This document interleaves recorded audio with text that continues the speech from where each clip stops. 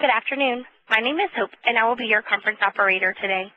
At this time, I would like to welcome everyone to the Winning the High Stakes Game of Collections conference call. All lines have been placed on mute to prevent any background noise. If you should need assistance during this call, please press star and then 0, and an operator will come back online to assist you. Thank you. Mr. Carl Walder, you may begin your conference. Good afternoon or good morning, depending on the time zone you're in. Thank you for attending our webinar today. Today we'll be presenting how customer interaction management, specifically speech analytics, allows us to manage the collections process, keep us in compliance, and provide insight into how the collector is interacting with the debtor in order to drive specific performance. My name's Carl Walder, and I'm VP of Solutions for North America. I'm in charge of the business consulting practices that go into our different strategic customers, taking a look and evaluating their performance, their analytics, and how to increase the performance. And I'd like to introduce Pat Coggins, who's joining us today. Thank you, Carl. As Carl said, my name is Pat Coggins. I'm the Senior Director of Business Development with Nexidia. I have been with Nexidia for about 8 years and am responsible for the Noble relationship and partnership that we have since 2007. So as Carl said, I want to thank you as well for joining us today, and hopefully you will find some significant value in our presentation and applications that we will talk about today. Thanks, Pat. Noble and Nexidia, again, as Pat mentioned, have been working together for a number of years. What we found is, as we looked at our customer interaction management suite, that digital recording and voice recording is important. And Noble provides a complete digital recording set of products that allows us to record both the audio and the video. But what we found was you still only get a very limited amount of time to do QA on your calls. If you've got a number of collectors, I mean, you're lucky if you get in 10 calls per month per agent in a large center in order to analyze exactly what their behavior is. There are times when, if you're in a service bureau environment or you're a third-party collector, you need to pick out those choice calls in order to send those calls to your customers so they can see that you're doing a good job and you're hitting the correct points and you're FDCPA compliant, etc. But what we found was that just wasn't enough and didn't give us the breadth of knowledge we really needed. So we went out and made a decision that we wanted to include speech analytics within our solution suite. We evaluated a number of different businesses that provide speech analytics, and what we found was Nexidia had the most innovative solution on the market today. So we decided to partner with Nexidia, and we've done that now for a few years. So what we're going to cover today is take a look at the challenges that are currently facing the collection industry from a regulatory compliance perspective, from a performance perspective. Take a look at how we currently analyze the audio in today's process, kind of describe to you what interaction analytics is, why the Noble Nexidia solution is the best choice in order to solve these problems, given a particular case study that shows some significant impacts of speech analytics into the collections operations. So the big challenges for collections, really come around the Consumer Financial Protection Bureau, at the Dodd-Frank Act, FDCPA compliant, etc. So as we look at this particular act, what we find is, the creditors are raising the bar on the collectors' reporting and collections efforts.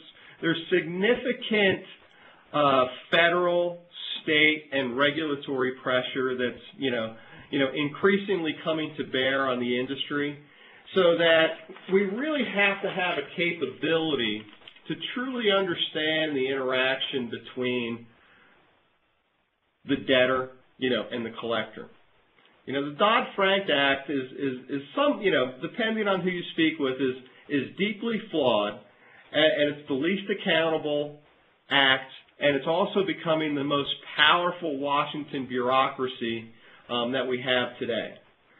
So we need to be afraid of the Dodd-Frank Act, and we need to protect ourselves to assure that we are truly understanding how the conversation's going between our debtors and our collectors to validate that we have compliance.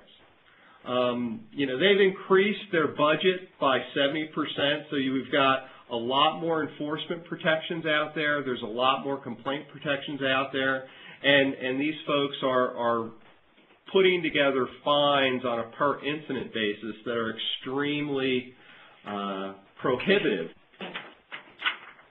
in order to our bottom lines. Pat, you have anything to add on this?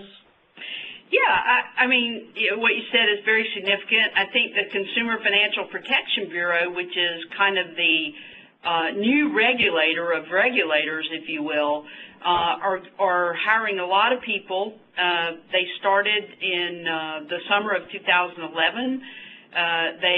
Since 2011, have hired about 700 people. And as you said, they're kind of like the big dog. They're overlooking everything. They're not controlled by the FDC. They're not controlled by the FDCPA, which is the Fair Debt Collection Practice Act. And as you said, they are kind of public enemy number one for all the collection organizations and agencies. Their fines are staggering. They're anywhere from $5,000 to $1 million, and that's per infraction per day. So they could be, agency killers, quite frankly. And they're still continuing to hire. They'll be fully operational by this summer of 2012. And so I think that's why when we talk about customer interactions, that's why customer interactions are becoming more important to every organization, but most especially in the collections vertical. And then the other thing that we're finding, too, is the amount of portfolios that are available to service bureaus, collection agencies, et cetera, are starting to significantly shrink. The amount of debt has been consolidated over the last few years. The credit reporting and the credit standards have tightened. So the amount of collected debt is decreasing for our service bureau customers. And so when debt is released, or even in internal collections efforts, people are truly looking for innovations in how to increase liquidity on the portfolios. They're tying specific liquidation rates to overall collector strategies, contact strategies, interaction strategies. And there's two distinct mechanisms to drive collected revenue, right party contact, et cetera. One is really taking a look at your contact strategies, your segmentation, the use of filterings, dialing filters, dialing strategies, list portfolios, the statistical analytics aspect of it to kind of like drive better performance on our lists. And we can find using the Noble solution that we can create significant uplift to connect with right party contacts through the use of multiple number dialing strategies, attempt strategies, per call number filters, etc. But the one thing that I can't control as I deal with contact strategies is what happens when I get that right party contact on the line. How do I assure that the collector is using my best techniques? How do I assure that they're compliance from a regulatory perspective? How do I assure that they're offering the right negotiation strategies, the right rebuttal strategies in order to drive, A, a promise to pay, and B, total collected revenue? So speech analytics is an important component in order for us to enable to do that. So what it does is don't assume that your team is compliant, and being able to just take random samples of 10 calls per month doesn't really give you that high rate of confidence that you're compliant, staving off the federal government. You can assume that they're following your best practices and your collections processes. And so what speech analytics allows us to do is automate this process. Think of it as audio mining of your audio in order to really drill down into it. And Pat, why don't you kind of take it from here and show us how our solution does that. Thanks, Carl. So the things I want to talk about is kind of what are you doing today? Is that effective? Is it not effective? Why it may be problematic? And then what do you need to overcome that? So when you think about what's going on in today's world, as Carl said, typically in a quality monitoring type environment, you have very few people who are able to listen to X number of calls per collector. And so that typically, if you look at this particular slide, you have your traditional universe of calls, and then you have a small percentage or even a large percentage of those that you may be recording. In the collections industry, most of the time we're recording 100% of those calls. So if you look at that, you're able really to only listen to maybe 1 to 5 calls per month per agent. And that can be very, very limited in its effectiveness. So what you're looking for is, and what you see in that is, limited insight into the collector conversations. So are they meeting best practices that you've put in place? Are they following the guidelines, the federal guidelines? Are they saying things that they shouldn't be saying? So basically, if we take a look at why those things are problematic, so limited call, being able to listen to very limited calls, which makes coaching somewhat difficult. If you're selecting random calls, which typically we are because we have so many calls, we'll just select 1 or 2 or 3 calls per collector to sit down and listen to those calls. Oftentimes we have other things that come up that prevent us from even doing that. So we're spending more time listening to those calls than we are really improving the process or improving the collector behavior. Oftentimes the sample size that we get is just too small to detect whether there may be problems that are pervasive throughout the organization. So it's really impossible to accurately judge which collectors are effective and which collectors are ineffective. But that's what you really need and want to be able to do. So the other thing that it does is by listening to a limited number of calls, you enter into the situation where some of those are somewhat subjective. You also have collectors who will tell you things like, well, yeah, I was just having a bad day. That was just a bad day for me, and that doesn't happen at all, hardly ever. Well, we know that may or may not be true. We don't really know because we're not able to listen to a large enough sampling of calls to really know if it is pervasive of that particular collector. So we sometimes have inaccurate quality scores. We don't always predict the best performers. Poor correlation between the adherence to the process and the success of the collection. I mean, obviously what we want to be able to do, especially in first and third party as well, is collect as much money as possible in a way that, especially in first party, that keeps our customers satisfied. I mean, our organizations that we have contracts with today, they really care about the customer, and in first party, they really want to collect the money, but they also want to keep the customer. So those things are very important. In today's world, it is very impossible to ensure 100% compliance if you're not able to listen to every call. So that leaves you open for risk, for fines, and for penalties. So what we need, basically, is a way to listen to 100% of our calls in order to know if something is pervasive or not. We also need to be able to understand what our collector behaviors are. The only way that we will know what those behaviors are is to be able to listen to 100% and analyze 100% of those calls. And we want to be able to coach on specific issues where performance doesn't meet the standards. In doing random selection of calls, we don't really understand what that behavior is, and we don't really understand what to coach on that will help us improve the behaviors, make sure that we're eliminating risk as much as possible, make sure that our collectors are performing to the standards and to the best practices that we have put in place. And so So, Pat, just want to jump in with some anecdotal results of what we've done. We've actually gone in and seen, significant increases in right party contact in some of our assessments that we've done. So we're driving right party contact, we're driving right party contact rates up.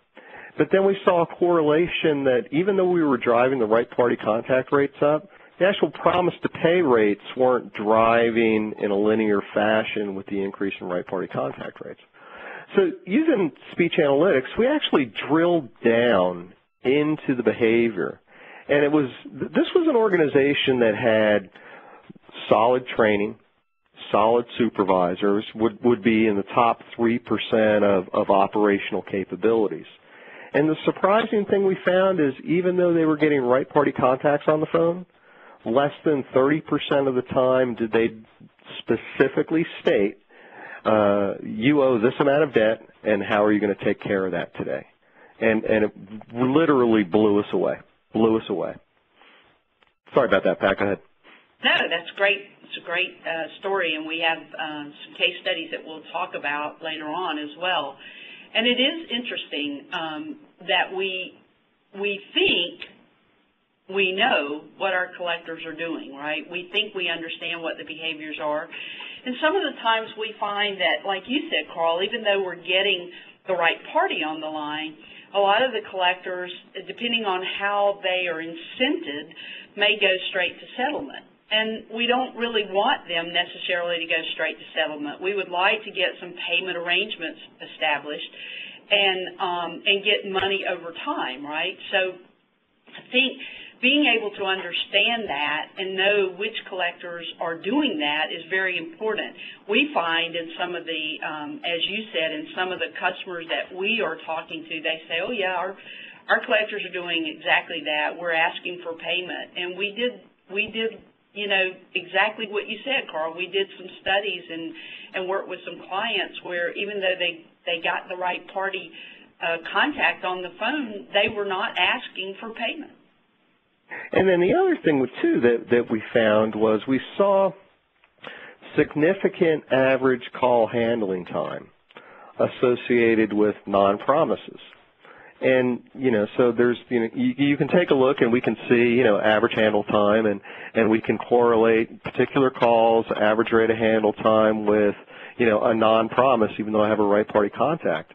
And drilling down into that on a much, much larger statistical sample, what we actually determined was, a lot of the collectors were lost in the sympathy of the call. They were listening in on, how, the terrible situation that the debtor was in. You need to have empathy. You need to listen.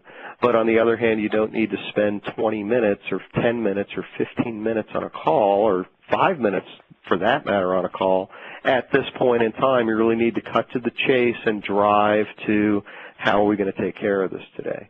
And so that's another aspect of really drilling into customer effectiveness that, is going to reduce your overall cost if you have this insight.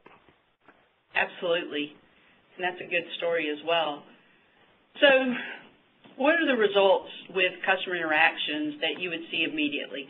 Obviously, improved collector effectiveness. You will know by using customer interactions, the applications, you will know if a collector is really doing exactly what Carl said. Obviously, it's important to have empathy, no doubt. But we also need to make sure that we're following our best practices and we're actually getting the right party on the line, asking for the money, and doing that in a way that allows us to get more money in less time, basically, so collector effectiveness. That, if they're doing that, then that alone itself usually will increase the collections. You'll also have increased reporting, so basically what you want is the ability to see which of my collectors are performing to my standards and which are not. And so immediately each day with customer interactions, I could see if I were a supervisor and I had 20 collectors, I will be able to look immediately each day and see which one of those collectors are performing to the standards that I've established and which ones are not. And so what I want to do is, instead of spending more time listening to calls, I want to spend more time coaching and improving the process and the collector behaviors. Now, I also want to make sure that as I'm doing that, that I'm ensuring that we're compliant on every call every day. If I can do both of those or all of those things, I'm going to be able to reduce my costs and reduce my risk. Good point. It's a good point. And so what exactly is customer interactions? And quite frankly, customer interactions is a transformative solution that allows you to maximize collection efforts while reducing costs, improving reporting, and ensuring compliance. Now, that was a big mouthful, wasn't it? But that's exactly what we all want to do in this business. We want to increase the amount of money that we're able to bring in. We want to minimize risk at all costs. But if I were able to listen to 100% of my calls every single day for every single collector and listen to the interaction of the debtor and collector automatically, if I could do that automatically, and monitor those things that are important to us, so filter information that is important to me. So I want to know that all of my collectors are doing mini Mirandas, doing right party contacts. I want to know specifically who is doing those things and who is not. And so customer interaction analytics gives you the ability to define what you want to listen for within each and every call for each and every collector. The other thing is that it removes any subjectivity from the quality monitoring that I do today. So by listening to those calls and being able to identify where there may be problem areas, I'm going to take those calls and focus on those calls and put my energy into coaching that collector and training that collector to be better and bringing that collector up to the standards that I expect every single day. So with customer interaction analytics from Noble and Nexidia, we're able to listen to 100% of the calls. We have 100% visibility into the debtor interactions. And when I say 100% of the calls, it doesn't matter whether you're a small collection agency or one of the largest collection agencies or organizations. We're able to handle all of those calls every day. We're doing in excess of 50,000 hours of audio a day with just one server. So that equates to about 1 hour of audio every 1.7 seconds that we're able to index, search, and analyze. And I think it's important because as we looked out at the industry, there were two specific ways that you can, in essence, query the audio. With speech analytics and interaction analytics, what we're able to do is actually create, think of them as structured queries to specifically look for specific things that are said in the call, either by the agent or by the debtor. And there are specific phrases, and these are phrases, not just keywords, but complete phrases that we want to look for. We want to actually take a look at, for example, when we were talking about average handle time. So right after the mini Miranda, okay, I should be able, in an establishment of right party contact, I want to be able to create specific criteria to look for that says, yes, they asked the two pertinent questions to establish right party contact. They said the mini Miranda in its entirety. They specifically stated what the debtor owes, and they gave the strategic pause. We're actually able to take a look at what I call the anatomy of the call, the average length of time the speech should be taken in that anatomy of the call, and making sure that each of the that the conversation, in essence, is staying to script and staying on track and staying compliant. The differences in the types of speech technology or the interaction analytics technology that are available, there's two. One is large vocabulary speech recognition that allows us, that requires you to actually create a data dictionary of terms. And so you've got to maintain that data dictionary, you've got to input the data dictionary, and oh, by the way, if you don't have the terms in the data dictionary, it's not going to find it in the audio. Operationally, that was just, that didn't work because I'm not smart enough to understand exactly what to look for and put it in ahead of time. So then we looked at a phonetic technology, and we chose the phonetic technology. With phonetic technology, it analyzes the audio, indexes the audio, and based on the indexing of the audio, has an index based on phonemes, which is the smallest unit of speech. By doing that, I can create ad hoc queries, change my query significantly in order to analyze the audio.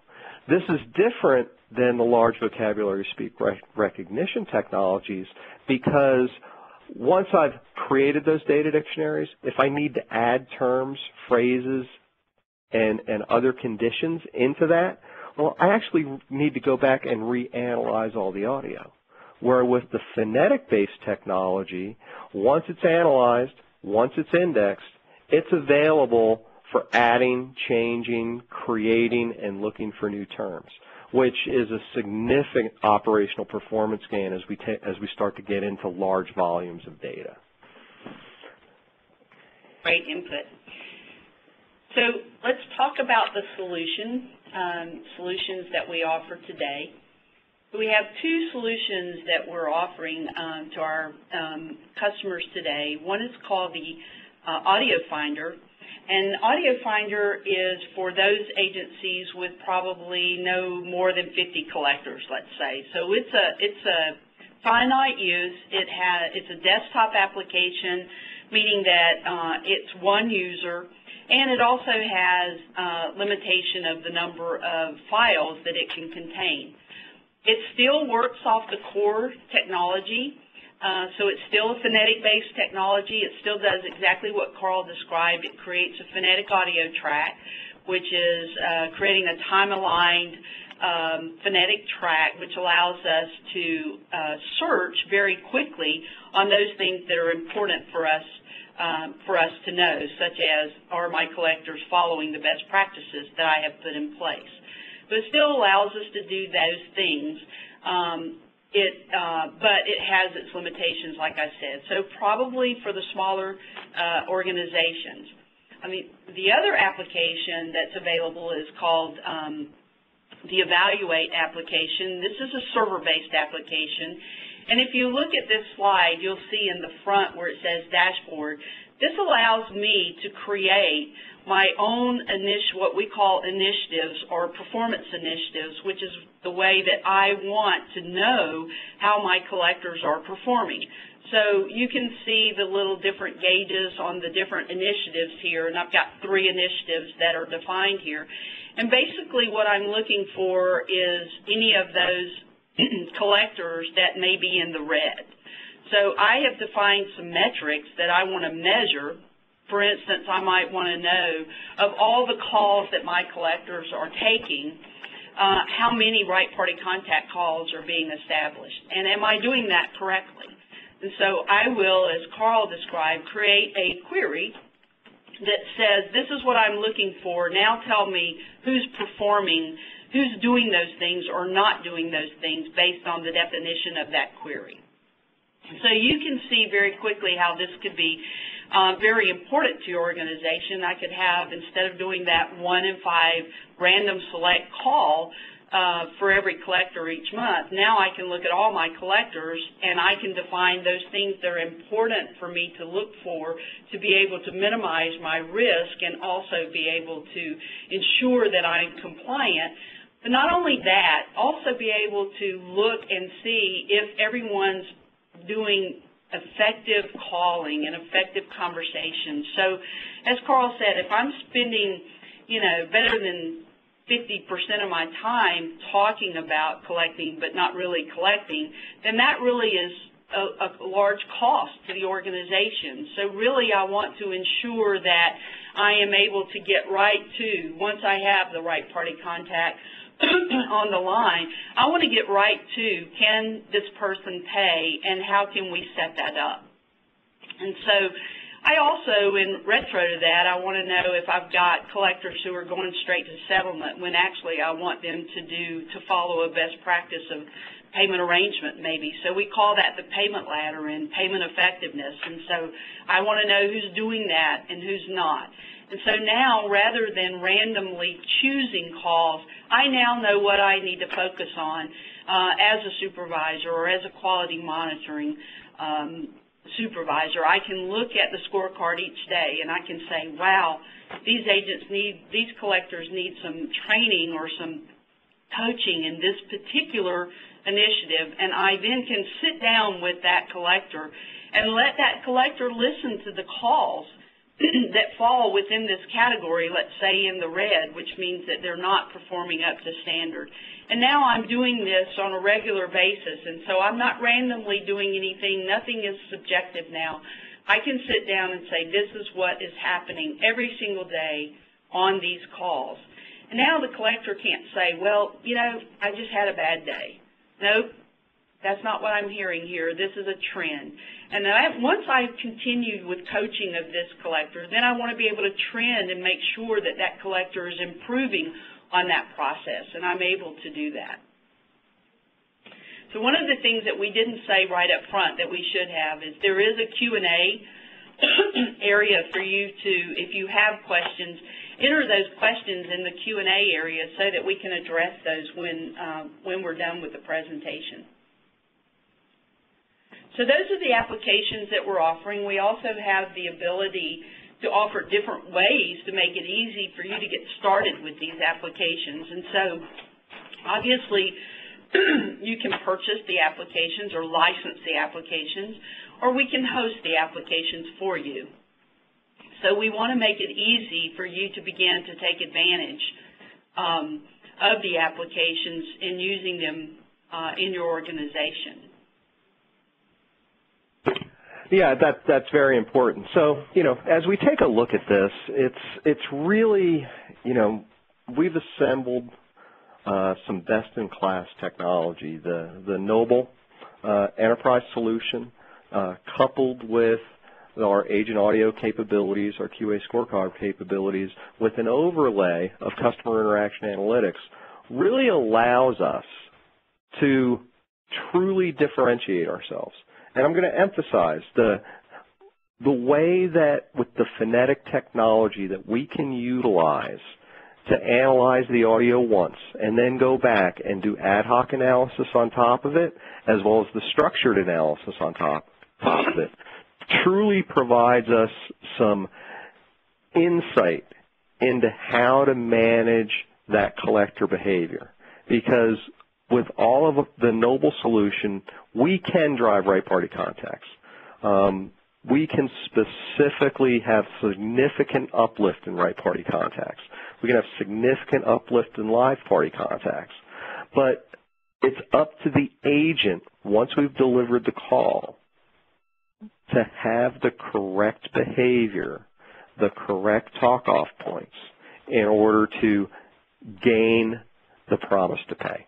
So that's, I think that's really significant, and we need to be able to do that not on a random basis. To truly give us impact, we need to do that on larger volumes of the overall audio. And we've been doing this. We do our assessments. We can come in and we can take a look at your audio. As Pat mentioned, there's a couple of different ways that we can deploy the technology. One way is we can deploy it in a hosted environment, so that allows us to truly bring in your audio quickly, analyze that audio quickly, and I think the most important piece is to have the industry subject matter experts, the reusable queries that allow us to truly jumpstart it and pinpoint where we need to improve. The other thing is compliance side. We know we all need to record 100% of our calls. Everyone records 100% of the calls. And, the best defense is that recorded call. When you get that attorney that calls your center and has a complaint, you go and say, okay, what's the guy's phone number? You pull out the phone number, et cetera. So that's an approach that is reactive. By using the speech analytics with our best practices, it allows us to be proactive, right ahead of the time, get in front of the issue, manage the different regulations. So, I think what's important is we have proven results. They're verifiable. We have qualified references. We have real-life experiences. We have documented applications, all specific to the collections vertical. Now, that's all well and good, but, what is our proof in the pudding? So our proof in the pudding is, here's a specific case study. And, Pat, why don't you kind of go through this case study and tell us specifically the uplift that Apex Credit Management got from us? Yeah, so this is a really great case study, and talk a little bit about it. I think after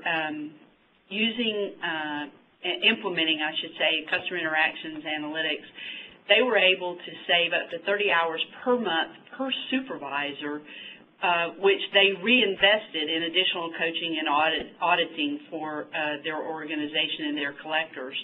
They were able to increase their conversion rates by 15% in the first 6 months.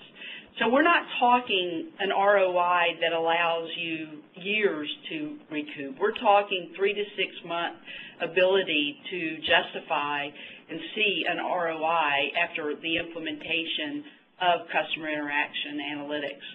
So they were also able to increase their promises to pay, which has driven up their cash per agent per hour by up to 30%. Ensure that they were able to ensure their fair practice reviews by auditing 100% of their calls, and that's what Carl and I are talking about today. Let's not hope, okay, because we all know hope is not a strategy, right? Let's not hope that we don't get fined. Let's not hope that we're listening to enough calls to make sure that our collectors are doing the right things. Let's make sure that they are. That's what Apex was able to do. They were able to audit 100% of their calls by using customer interaction analytics for every collector. So that gave them complete visibility into what the customer interaction analytics were. So all the conversations that were taking place, what was happening within those conversations, and they were then able to have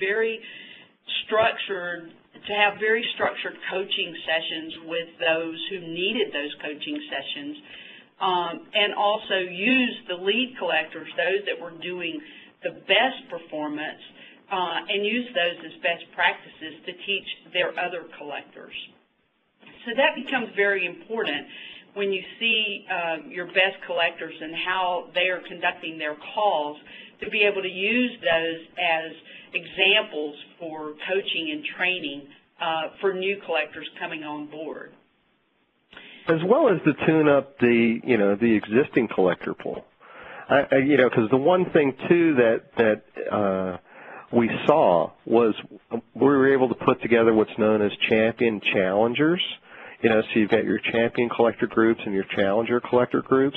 And the way they rolled this out, they rolled it out into a specific group of agents, very much focused on their performance, focused on really upping the performance by analyzing the conversations, analyzing the call ladder, analyzing the collections ladder, and the best practices.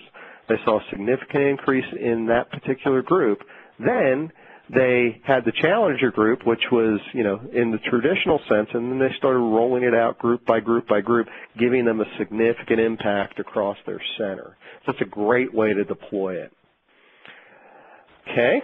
Anything else on this one, Pat?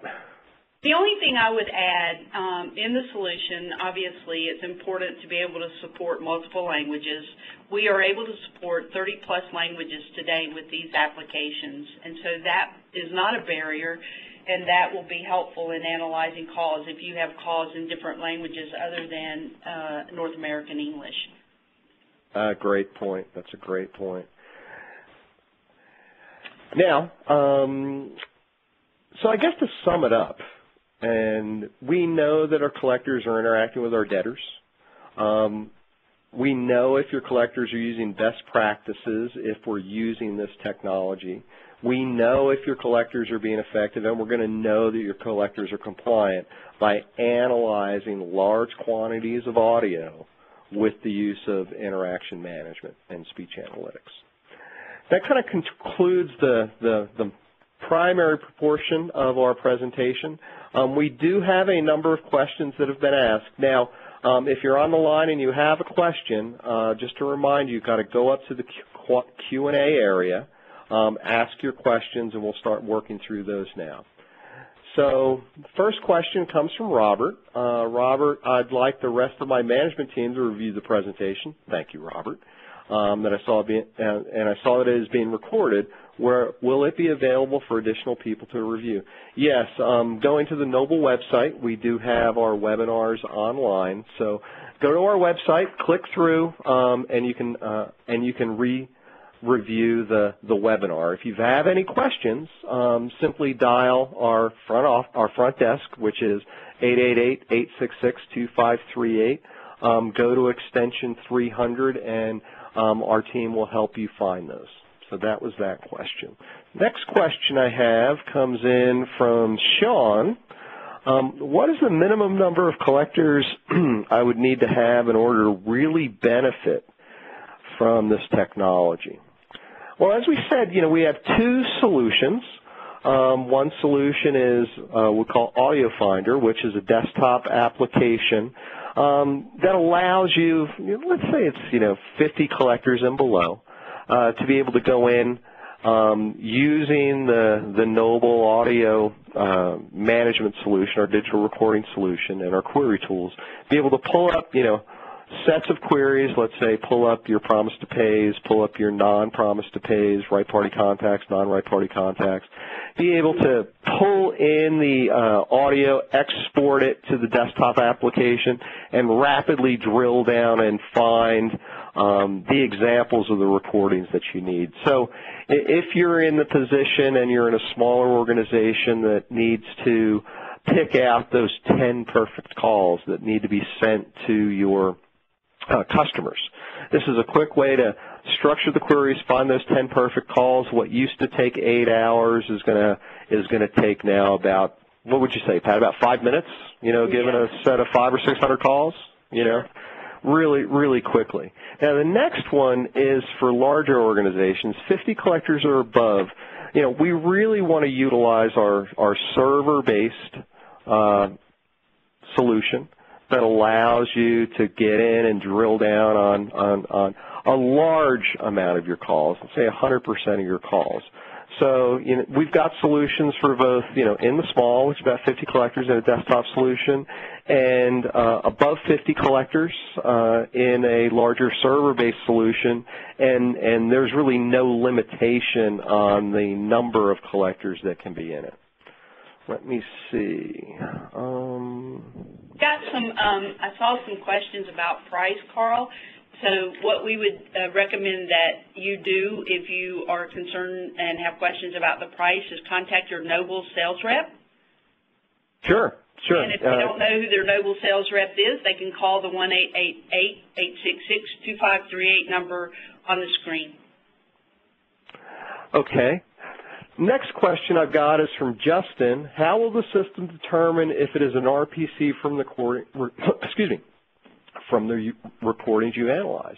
Is it based on how the collector marks it up in the collections process? Great question, Justin. There's a couple of different ways. So, number one, we can use specific disposition codes and be able to pull it out because we do manage all of the metadata within the solution. So not only can we have structured queries based on the audio, but we can also use the metadata in order to select the particular queries and then take and drill down into the analysis. So, one is we've got a right party contact, we've got a non-right party contact.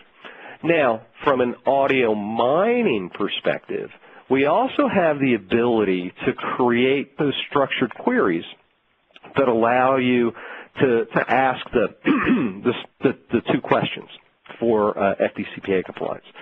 Is this Pat Coggins? Yes, no. So you can see if it's specifically is this the particular person?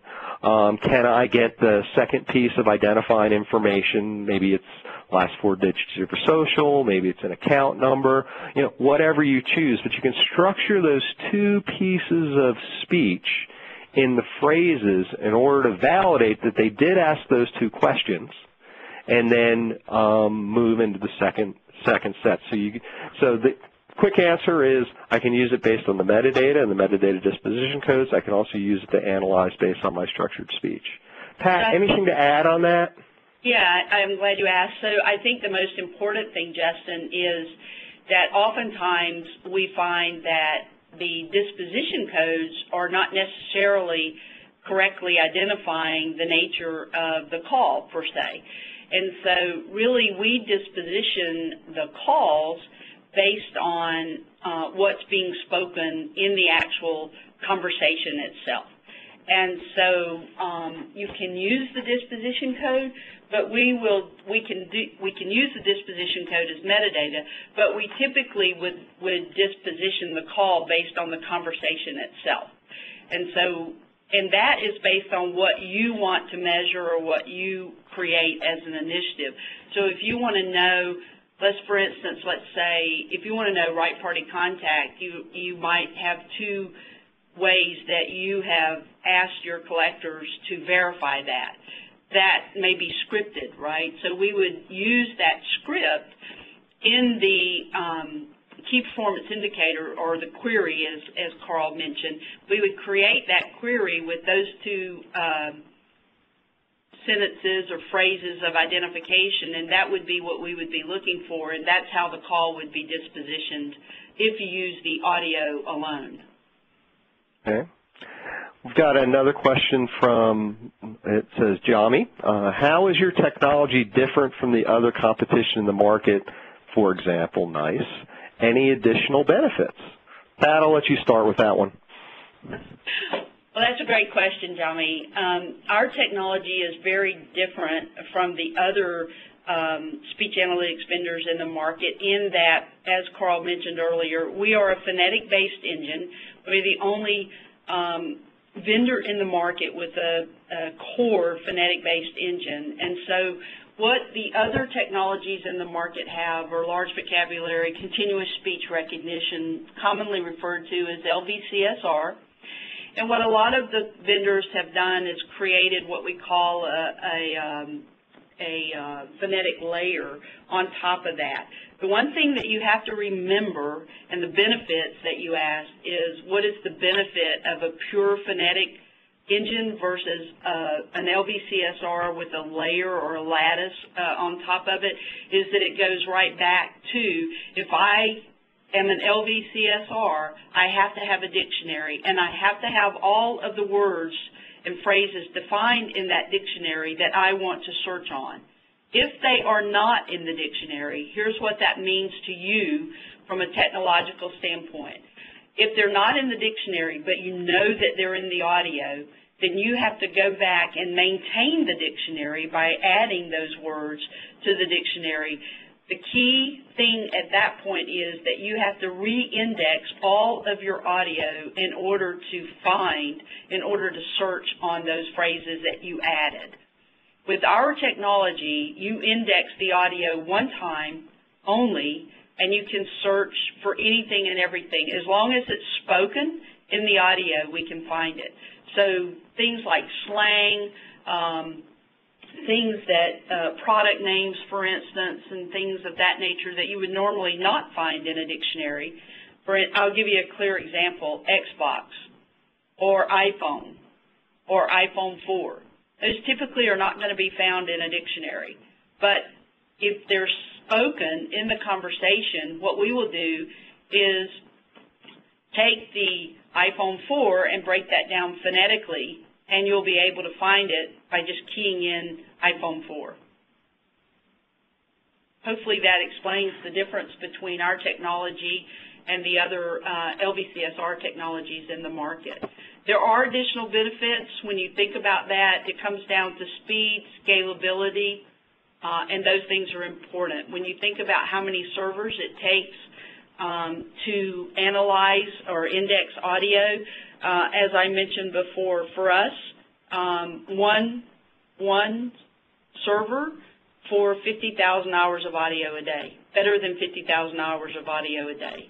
LVCSR technology cannot do that. Got another question from Scott. What kind of a competitive advantage should I expect if I install speech analytics technology? I'll start out with this one. I mean, it really comes down, if your agents are only asking for payment 30% of the time, and now you can drive this to 80 to 100% of the time, that's going to give you a competitive advantage. If you've got insight into that fact, you'll be able to blow your competition away. It's going to really, making sure that you're adhering to best practices, making sure that the collectors are negotiating correctly is really going to drive your payments and your promises to pay. And by assuring that they're adhering to script, it's also going to drive the cost components. It's also going to reduce your overall average handle time. And so if you can collect more money with less handle time, that's going to give you higher liquidity rates. Those higher liquidity rates are going to allow you to specifically tout that in the industry and pull in additional portfolios. One of the things I would add to that, Carl, is that one of the other benefits of using analytics technology is when you're in business development, when you're looking to gain business from your customers or prospects, the advantage of having customer interactions analytics is one that you can promote, that you use. And that gives you an edge over your other competitors that would be vying for the same business. Yeah, that's true. It's a true differentiator in the market when winning business, and in both the BPO model or a collections organization model. And, even internally, it's going to allow you to significantly impact your bottom line. I'll tell you a story, one little quick story that happened with one of the customers. We were analyzing their calls, and Carl's been talking about, the average handle time or the talk time.